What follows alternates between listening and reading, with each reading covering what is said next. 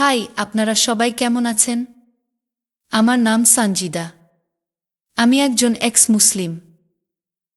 আজকে আমি আপনাদের জানাবো কেন আমি ইসলাম ত্যাগ করলাম। যারা আমার প্রথম পর্বের ভিডিওটা দেখেননি তারা দেখে নিতে পারেন। আমি লিংক দিয়ে দিব। একই সাথে আপনারা প্রফেট মুহাম্মদ এন্ড আয়েশা সিরিজের 3টা ভিডিও আছে, এগুলো দেখবেন।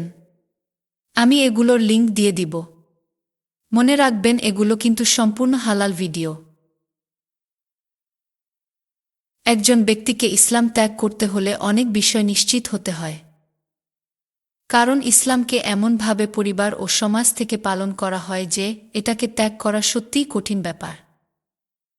এর জন্য নিজে তথ্য বিশ্লেষণ ও উপযুক্ত প্রমাণের উপর নির্ভর করে এই বিষয় সুনিশ্চিত সিদ্ধান্তে আসতে হয়। নতুবা এই বিষয় সন্দেহ ও সংশয় সৃষ্টি হতে পারে। কোনো আইডিওলজি ভুল প্রমাণের জন্য কয়েকটি বিষয়ে নজর দেয়া জরুরি।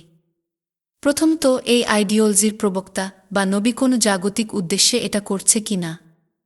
দ্বিতীয়ত, এই আইডিওলজির কথিত সৃষ্টিকর্তা নিজের প্রতিশ্রুতিই পালনে ব্যর্থ হয়েছে কিনা। তৃতীয়ত, এই আইডিওলজিতে এমন কোনো উপাদান আছে কিনা যা স্রষ্টার ক্রিয়াকলাপের সাথে মোটেই সামঞ্জস্যপূর্ণ হয় না, বরং কথিত নবীর ব্যক্তিগত ইচ্ছা পূরণ করে।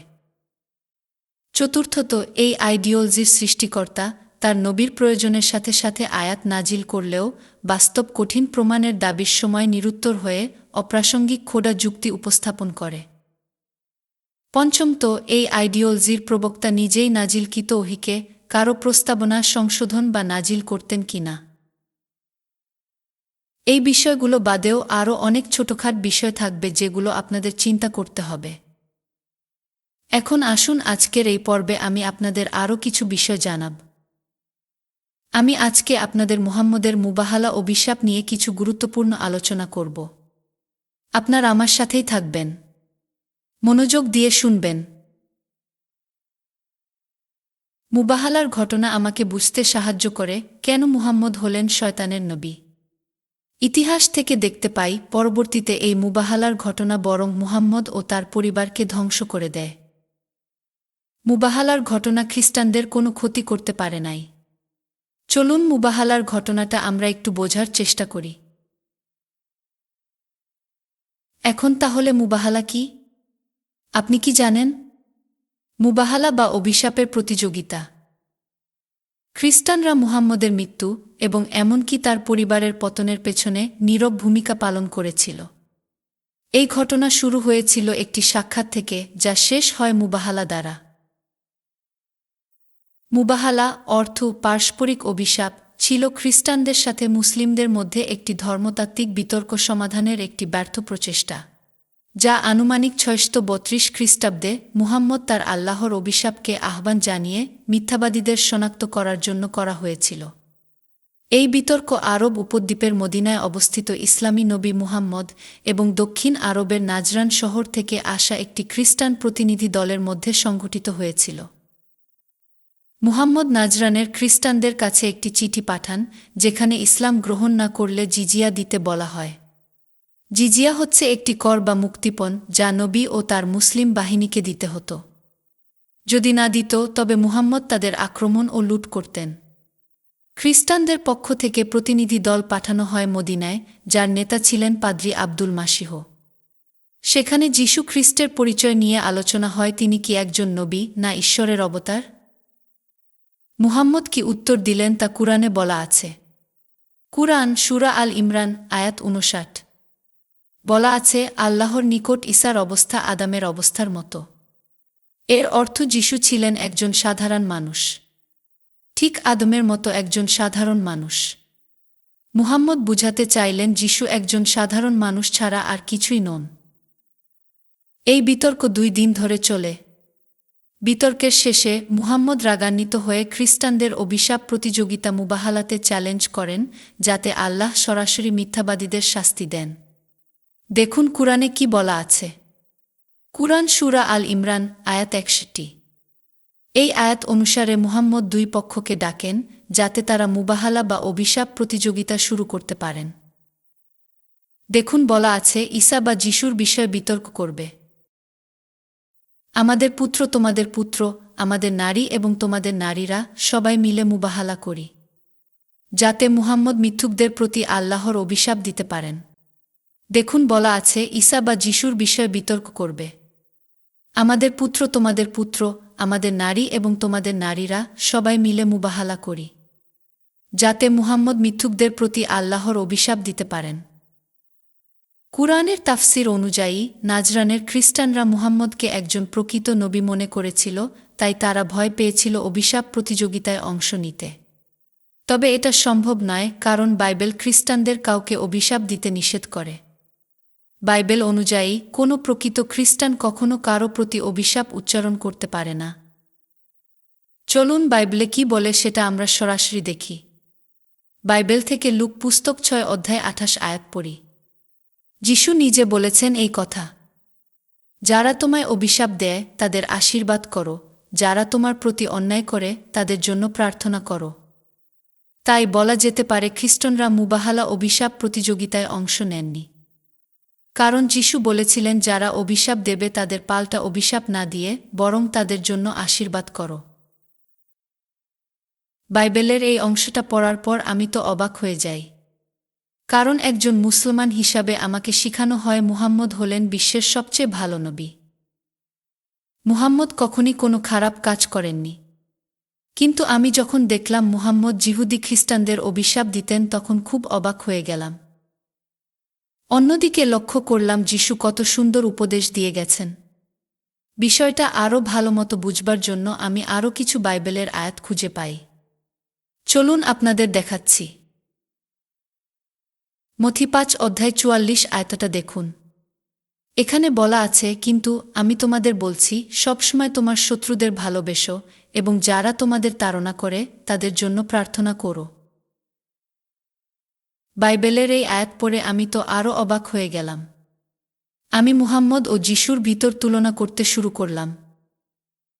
আমি বুঝতে পারলাম যিশু শত্রুদের ভালোবাসতে বলেছেন, কিন্তু একজন মুসলমান হিসাবে আমি বুঝতে পারলাম মুহাম্মদ ছিলেন খুবই খারাপ ব্যক্তি। মুহাম্মদ যিহুদি খ্রিস্টানদের অভিশাপ দিতেন। চলুন আপনাদের আরও কিছু বাইবেল থেকে দেখাই। যাকব 3 অধ্যায় 10 আয়াত। আমি জানতে পারি যাকব হলেন যিশুর একজন শিষ্য। এখানে বলা আছে একই মুখ থেকে প্রশংসা ও অভিশাপ বের হয়ে আসে। হে আমার ভাইয়েরা, এমনটা হওয়া ঠিক নয়। এই আয়াত পড়ে বুঝতে পারলাম যিশুর শিষ্যরা যিশুর যে উপদেশটা পালন করতেন। যিশুর শিষ্যরা সাবধান থাকতেন যাতে একই মুখ দিয়ে কাউকে প্রশংসা করার পর আবার অন্য কাউকে অভিশাপ না দিয়ে দেন। আমি বাইবেল থেকে আয়াতসমূহ পড়ার পর এগুলো নিয়ে চিন্তা করতে থাকি। আমি বুঝতে পারি যে মুহাম্মদ ছিলেন একজন খুবই খারাপ ব্যক্তি। মুসলমানদের এক ধরনের ধারণা হল খ্রিস্টানরা এই তথাকথিত অভিশাপের প্রতিযোগিতা মুবাহালা থেকে পিছিয়ে যায় কারণ তারা মুহাম্মদের শক্তিকে ভয় পেয়েছিল। কিন্তু বাস্তবে নাজরানের খ্রিস্টানরা সহজেই বুঝতে পেরেছিল যে মুহাম্মদ একজন মিথ্যা নবী। যদি মুহাম্মদ সত্যিকারের নবী হতেন তবে তার অভিশাপে সব খ্রিস্টানদের মুখ বিকৃত হয়ে পিছনের দিকে ঘুরে যেত। এই বিষয়ে কুরআনে মুহাম্মদ কি বলেন একটু দেখি আমরা। কুরআন সূরা আন-নিসা আয়াত 47। কুরআনে যেমনটি মুহাম্মদ নিজে বলেছেন, আমি তোমাদের মুখগুলোকে বিকৃত করে সেগুলোকে পিছনের দিকে ফিরিয়ে দেওয়ার পূর্বে। মুহাম্মদ এখানে বলছেন খ্রিস্টানদের মুখ বিকৃত করে পিছন দিকে ঘুরিয়ে দিবেন। মুহাম্মদ বলছেন কিংবা শনিবার ওয়ালাদেরকে যেমন অভিসম্পাত করেছিলাম এদেরকেও তেমনি অভিসম্পাত করার পূর্বে। এখানে শনিবারওয়ালাদেরকে বলতে যিহুদিদের বুঝানো হয়েছে। মুহাম্মদ যিহুদিদের অভিশাপ দিতেন। ঠিক যিহুদিদের মতোই মুহাম্মদ খ্রিস্টানদেরও অভিশাপ দিবেন ও খ্রিস্টানদের মুখ পিছন দিকে ঘুরিয়ে বিকৃত করে দিবেন। পরদিন মুহাম্মদ তার কন্যা ফাতিমা, জামাতা আলী এবং তাদের 2 পুত্র হাসান ও হুসাইনের সঙ্গে মুবাহালার জন্য বের হলেন। মুহাম্মদ বললেন, আমি যখন দোয়া করব তখন তোমরা আমিন বলবে। খ্রিস্টান পাদ্রী আব্দুল মাসিহ বললেন, হে আবুল কাসিম, আমরা সিদ্ধান্ত নিয়েছি যে মুবাহালা করব না। আপনি আপনার ধর্মে থাকুন আর আমরা আমাদের ধর্মে থাকব। এরপর তারা নাজরানে ফিরে যায়। ইসলামী তাফসির কি বলে দেখুন।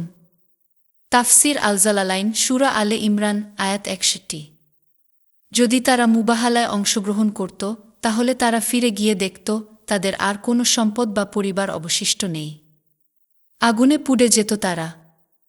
তাফসির ইবনে কাসির, সূরা আলে ইমরান, আয়াত ৬১।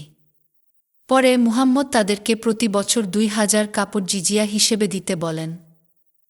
মনে রাখার বিষয়, যারা মুহাম্মদের সঙ্গে মুবাহালায় অংশ নিয়েছিলেন: ফাতিমা মুহাম্মদের কন্যা, আলী মুহাম্মদের জামাতা এবং ফাতিমার স্বামী, হাসান মুহাম্মদের নাতি, হুসাইন মুহাম্মদের নাতি। আমি কুরআন হাদিস পড়ে বুঝতে পারলাম মুহাম্মদ ছিলেন খুবই হিংস্র ও খারাপ ধরনের ব্যক্তি। ইসলামী ব্যক্তিরা শিক্ষা দেন মুহাম্মদ হলেন অনেক ভালো ব্যক্তি। মুহাম্মদের ব্যবহার নাকি খুব ভালো ছিল। কিন্তু যখন আমি কুরআন হাদিস নিয়ে গবেষণা করলাম, আমি বুঝতে পারলাম ইসলামী ব্যক্তিদের শিক্ষা সম্পূর্ণ মিথ্যা ও বানোয়াট। বরং কুরআন হাদিস বারবার বলে মুহাম্মদ হলেন চরম ধরনের হিংস্র ও খারাপ ব্যক্তি। এখন প্রশ্ন আসে, মুবাহালার পরিণাম কি হয়? মানে মুহাম্মদ আল্লাহর মুবাহালা অভিশাপ দেবার পরে খ্রিস্টানদের কি কোনো ক্ষতি হয়, নাকি মুহাম্মদের নিজেও ও তার পরিবার ক্ষতিগ্রস্ত হয়? আসুন এই বিষয়ে ইসলামী ইতিহাস কি জানায় তা আমি আপনাদের বলছি।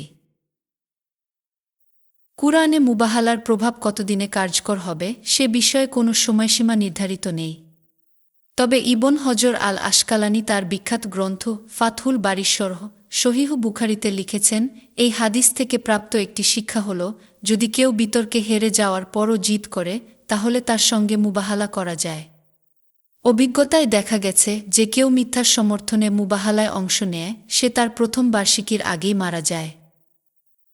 ইতিহাস অনুসারে মুবাহালা হয়েছিল অক্টোবর ৬৩১ খ্রিস্টাব্দে, আর মুহাম্মদ মারা যান ৭ জুন ৬৩২ খ্রিস্টাব্দে, অর্থাৎ মুবাহালার ১ বছরের মধ্যেই মুবাহালার অভিশাপ মুহাম্মদকে মেরে ফেলে। আপনারা একটু আগেই দেখলেন ইবনে হজরের মতে অভিজ্ঞতা দেখায় যে ব্যক্তি মিথ্যার পক্ষে মুবাহালায় অংশ নেয় সে মুবাহালা হবার প্রথম বার্ষিকীর আগেই মারা যায়। সুতরাং যেহেতু মুহাম্মদ মুবাহালা অভিশাপ শুরু করেছিল, তাই মুহাম্মদ নিজেই ১ বছরের মধ্যে মরে ভূত হয়ে যায়। মানে পটল তোলে আর কি। অবাক করা বিষয়, মুহাম্মদের অভিশাপে খ্রিস্টানদের কোনো সমস্যা হয়নি, বরং মুহাম্মদ নিজেই মরে ভূত হয়ে যায়। এটাই আমাকে বুঝতে সাহায্য করে মুহাম্মদ কোনো সত্য নবী ছিলেন না। আমার ভিতর প্রশ্ন আসে, এটা কি ইসলামী মানদণ্ডেই মুহাম্মদের নবুয়তের দাবিকে প্রশ্নবিদ্ধ করে না? বাইবেল প্রমাণ করে যে মুহাম্মদ ছিলেন মিথ্যা নবী। মুবাহালা প্রমাণ করে মুহাম্মদ মিথ্যা নবী ছিলেন। এমনকি কুরআন ও হাদিসও মুহাম্মদের নবুয়তের দাবিকে প্রশ্নের মুখে ফেলে। আমি বুঝতে পারি মুহাম্মদ ছিলেন একজন মিথ্যা, অতি খারাপ ভণ্ড নবী। এবার আসুন আমরা মুহাম্মদ ও তার পরিবারের কিছু সদস্যদের কিছু মর্মান্তিক করুণ ঘটনা লক্ষ্য করি। এগুলো আমাকে বুঝতে সাহায্য করে মুবাহালা খ্রিস্টানদের না, বরং মুহাম্মদ ও তার পরিবারকে ধ্বংস করে দেয়। প্রথমে দেখব ফাতিমার মৃত্যু। নবী মুহাম্মদের মৃত্যুর কিছুদিন পরেই তার কন্যা ফাতিমা মারা যান। নবীর মৃত্যু পরবর্তী সময়ে উমর ও আবু বকর আলীকে আবু বকরের প্রতি আনুগত্যের শপথ নিতে বলেন, কিন্তু আলী তাতে রাজি হননি এবং নিজ বাড়িতে ফিরে যান। এরপর আবু বকর, উমর এবং তাদের সঙ্গীসাথী আলীর বাড়ি ঘিরে ফেলেন। তারা হুমকি দেন, যদি আলী বের না হন তবে বাড়িতে আগুন লাগিয়ে দেওয়া হবে। এই পরিস্থিতি ফাতিমাকে অত্যন্ত রাগান্বিত করে তোলে। সে সময় ফাতিমা গর্ভবতী ছিলেন। আলী যখন বের হননি তখন উমর জোরপূর্বক দরজা ভেঙে ঘরে প্রবেশ করেন এবং দরজাটি ফাতিমার গায়ে পড়ে যায়। এর ফলে তার গর্ভপাত ঘটে এবং গুরুতর আঘাতে ফাতিমা পরবর্তীতে মৃত্যুবরণ করেন। নবী মুহাম্মদের মৃত্যুর একই বছরে ফাতিমাও মারা যান। নবীর মৃত্যুর ২৯ বছর পর আলীকেও হত্যা করা হয়। আব্দুর রহমান ইবনে মুলজাম নামক একজন খারিজি সৈন্য ছিলেন যিনি আলীকে ঘৃণা করতেন। তিনি পরিকল্পনা করেন আলীকে হত্যা করার, যিনি কুফার মসজিদে নামাজ পড়াতেন। তিনি তার তরবারি ৩ দিন বিষে ভিজিয়ে রাখেন। ৪০ হিজরি ১৯ রমজান সকাল বেলা আলী কুফার মসজিদে নামাজ পড়াতে আসেন। আব্দুর রহমান প্রথম সারিতে উপস্থিত ছিলেন। আলী যখন সিজদায় যান তখন ইবনে মুলজাম তার গলায় ও কপালে ভয়ানকভাবে আঘাত করেন।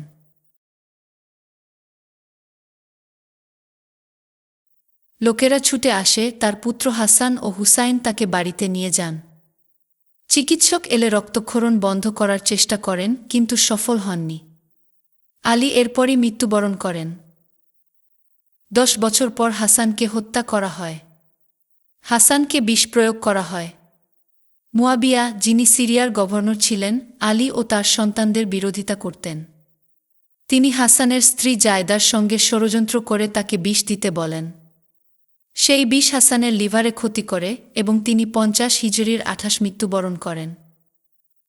এরপর আরও 10 বছর পর হুসাইন নিহত হন। ইয়াজিদ ইবনে মুয়াবিয়া 680 খ্রিস্টাব্দে খলিফা হন।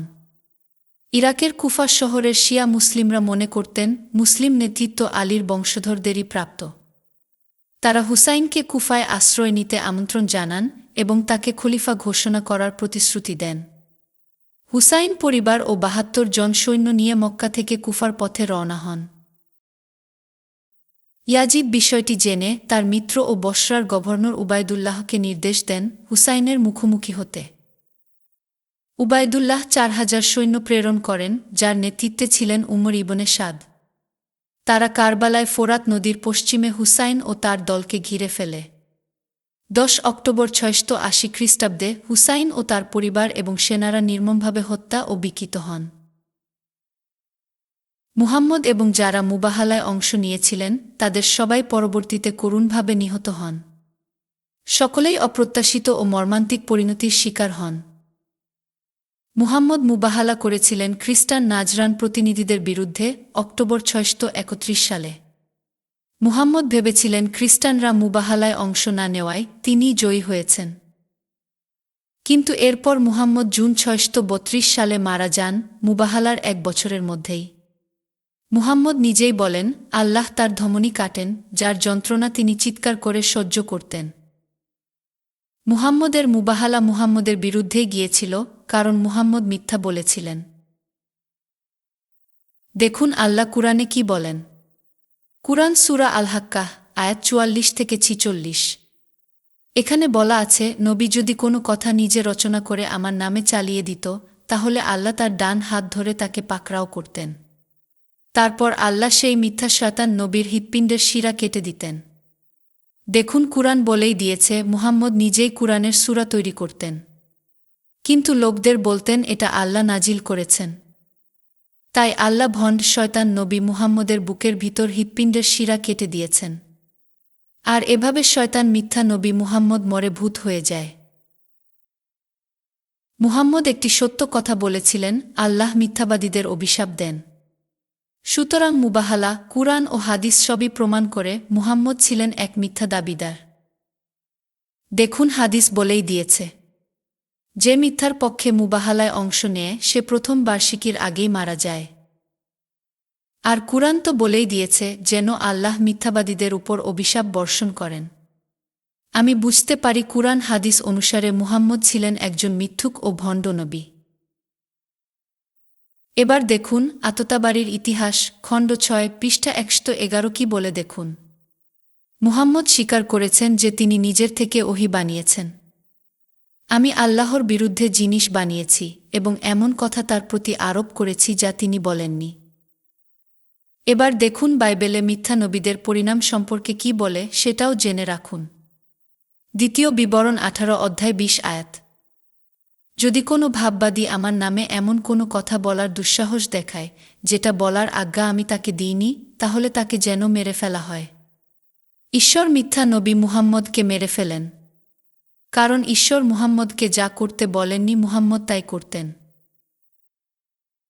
আমি বাইবেল কুরআন হাদিস থেকে প্রাপ্ত সকল তথ্য প্রমাণ বিচার বিশ্লেষণ করে বুঝতে পারলাম যে মুহাম্মদ ছিলেন একজন মিথ্যা শয়তান নবী। ইসলাম সম্পূর্ণ একটা মিথ্যা গাঁজাখুরি ধর্ম ব্যবস্থা। আমার জীবনে ইসলামের কোনো দরকার নাই।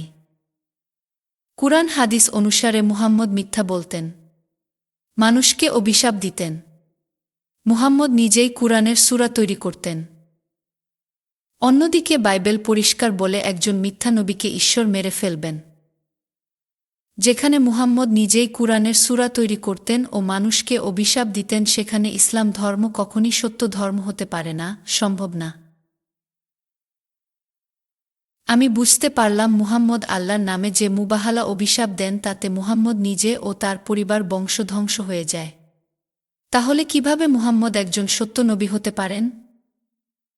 আমি বুঝতে পারি আল্লাহ মুহাম্মদের মুবাহালা অভিশাপ প্রতিযোগিতা পছন্দ করেন নাই, আর তাই আল্লাহ মুহাম্মদ ও তার বংশের লোকদের মেরে ফেলেন। এর জন্যই আমি ইসলাম ত্যাগ করার সিদ্ধান্ত নেই।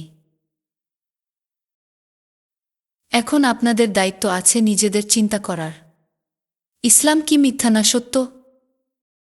কারণ বাইবেল, কুরআন ও হাদিস অনুসারে মুহাম্মদ একজন মিথ্যা ভণ্ড শয়তান নবী ছাড়া আর কিছুই হতে পারে না। যদি তথ্য প্রমাণ দেখে বুঝে যদি আপনাদের মনে হয় ইসলাম সত্য না, তাহলে আজই মিথ্যা ইসলাম থেকে বের হয়ে আসুন। যখনই আপনি মিথ্যা ইসলাম থেকে বের হয়ে যাবেন তখনই প্রকৃত শান্তি অনুভব করবেন।